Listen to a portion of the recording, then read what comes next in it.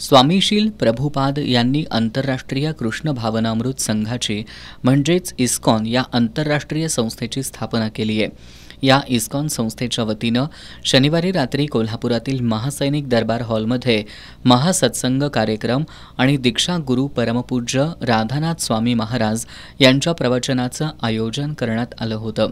यावेळी बोलताना परमपूज्य राधानाथ स्वामी महाराज यांनी इस्कॉन ही संस्था जनता आणि भक्तांमध्ये श्रीकृष्ण भावना पेरण्याचं कार्य करत असल्याचं सांगितलं। परमेश्वराची भक्ती ही अंतरात्म्यापासून केली तरच परमेश्वराची प्राप्ती होते। भगवान श्रीकृष्णानं आपल्या विविध लीलाद्वारे भक्तांचा सांभाळ करून परमेश्वराची भक्ती कशी करावी याबाबत जाणीव करून दिली आहे। अनेक वर्षांपूर्वी भगवान श्रीकृष्णानं भक्ताच्या रूपात अवतार घेतला होता।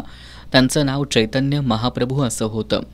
त्यांनी आणि त्यांच्यासोबत असणारा त्यांचा भाऊ बलराम यांनी भक्ती कशी करावी याबाबत जनतेमध्ये जागृती केली।